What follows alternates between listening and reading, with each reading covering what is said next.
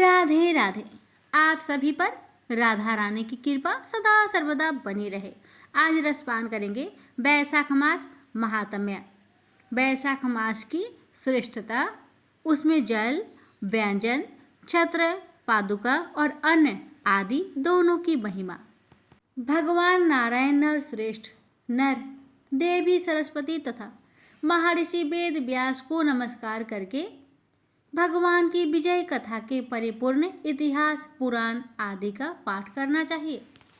सूत जी कहते हैं, राजा अम्बरीश ने परमेष्ठी ब्रह्मा के पुत्र देव ऋषि नारद से पुण्यमयी बैसाख मास का महात्म्य इस प्रकार पूछा। ब्राह्मण, मैंने आपसे सभी महीनों का महात्म्य सुना।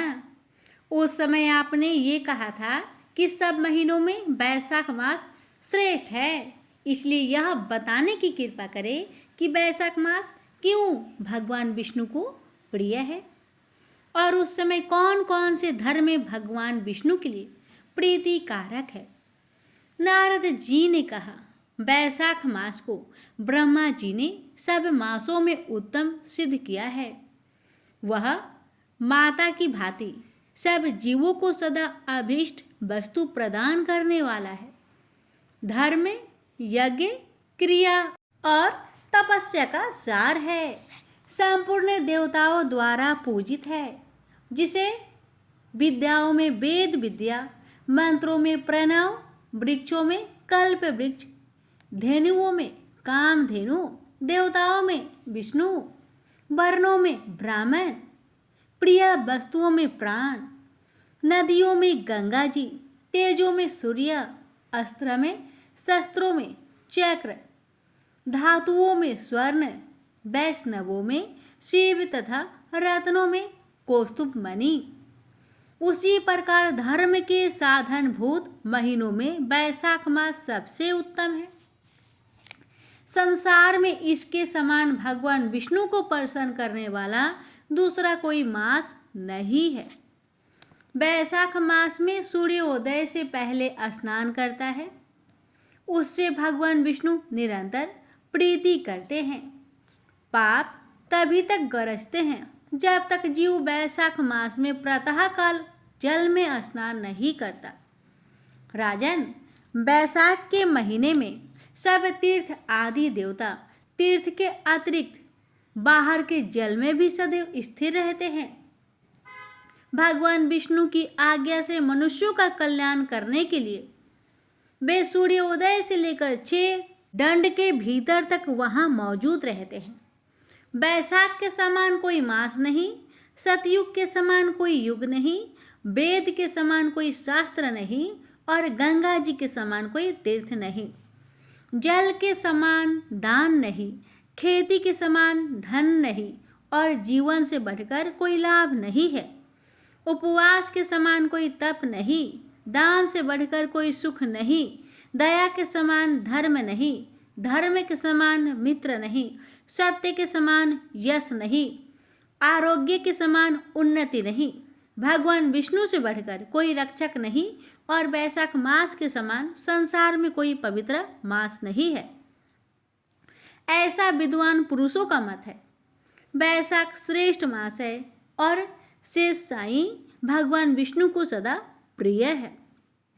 सब दानों से जो पुण्य होता है और सब तीर्थों में जो फल होता है, उसी को मनुष्य बैसाख मास में केवल जल दान करके प्राप्त कर लेता है। जो जल दान में असमर्थ है, ऐसे ऐश्वर्य की अभिलाषा रखने वाले पुरुष को उचित है कि वह दूसरों को प्रबोध करे, दूसरे को जल दान का महत्व समझाए। यह सब दानों से बढ़कर हितकारी है।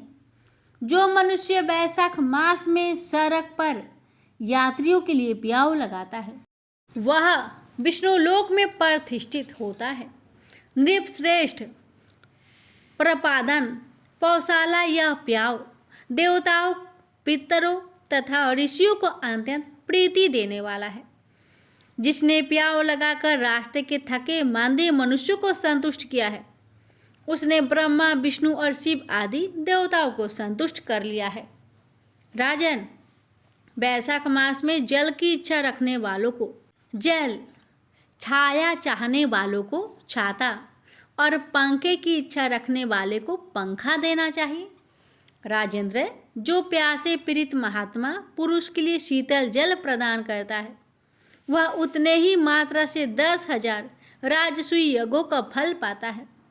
धूप और परिश्रम से पीड़ित ब्राह्मण को जो पंखा डुलाकर हवा करता है, वह उतने ही मात्र से निष्पाप होकर भगवान का पार्षद हो जाता है।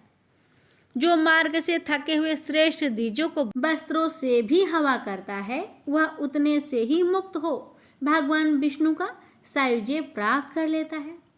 जो शुद्ध चित्त से तारका पंखा देता है, वह सब पापों का नाश करके ब्रह्म लोक को जाता है।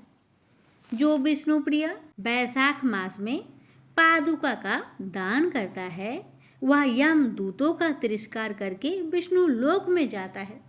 जो मार्ग में अनार्थों के ठहरने के लिए विश्रामशाला बनवाता है, उसके पुण्य फल का वर्णन किया नहीं जा सकता।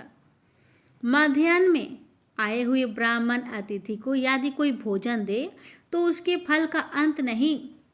राजन, अन्नदान मनुष्य को तत्काल तृप्त करने वाला है, इसलिए संसार में अन्न के समान कोई दान नहीं है।